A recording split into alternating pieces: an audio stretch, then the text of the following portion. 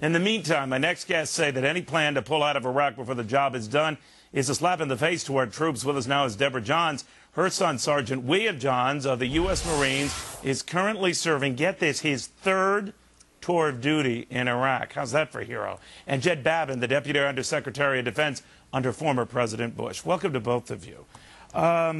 Deborah, what do you think of all this? Well, as you just said, Neil, it is a complete slap in the face to our military serving our country in Iraq and Afghanistan if Congress passes these resolutions. And I'm going to tell you that if they continue to wave the white flag of surrender, these congressmen and women were voted in and they can be voted out. And as I've traveled across the country, Neil, these last 7 days to the heartland of America, the support is there for us to win this war on terror. And as the Marine Corps motto goes, it's Semper Fi, meaning always faithful. And that's what Congress needs to do, is remain faithful to the military troops serving over there and support them 100% until they complete their mission and win this war in Iraq. Surrender and defeat is not an option. All right, I do want to go to the Secretary, but Deborah, if I could just get a little sense of your son. Now, he has signed up, re-signed up, and re-signed up. And I guess every time along the way, the battle became increasingly controversial, the outcry at home increasingly more strident. And yet he did. Why? William has a heart for service, and he wanted to serve his country after 9/11. So he's done his 4 years. He re-enlisted to serve another 4 years. He was there in the beginning of the war. And as he told me, Mom, I want to be there through the end. I want to see the Iraqi people have the same type of freedoms of life, liberty, and the pursuit of happiness that we have. And I'd like to know why from Congress they don't feel that fighting for those type of liberties are a good thing to do. All right. Secretary, what do you make of that? And that what we're witnessing on the floor of the Senate now is potentially divisive and hurtful to the troops?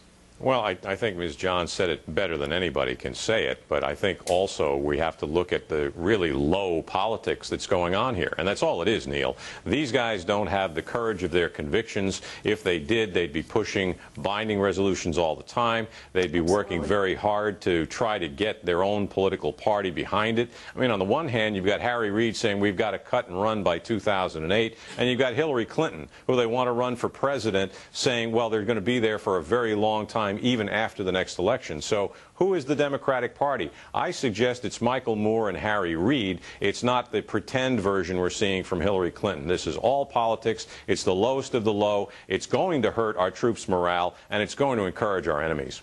You know, Deborah, we have heard sporadically from some troop members who do get some of these reports, obviously coming back to them, that there's this great divisiveness back at home.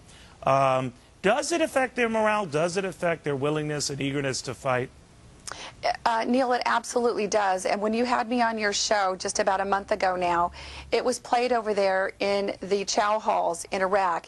And I understand the guys were absolutely cheering because I was on the road again to garner the support from the American people so the voices could be heard.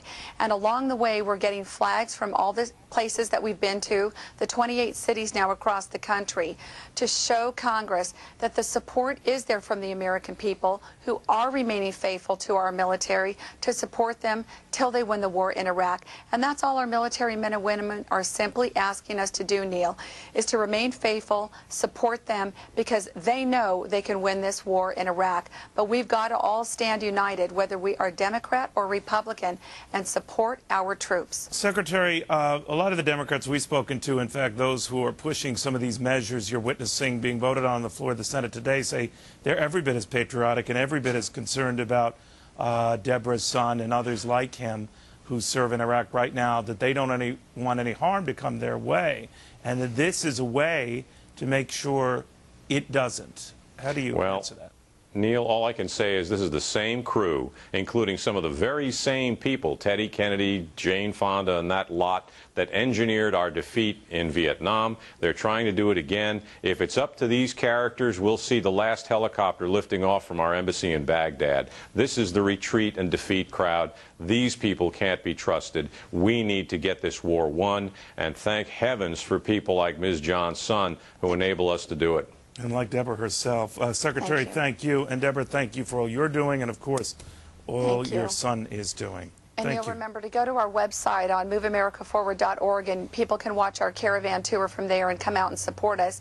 And especially I want to give a big thank you, Neil, to the Patriot Guard riders and our Vietnam veterans who have remained faithful to myself and to our current military men and women. And their motto is, no soldier shall be left behind. And they are following through with that. And so my heart goes out to them, and I thank them so much. As we do you. Deborah, thank you again, Secretary, as well.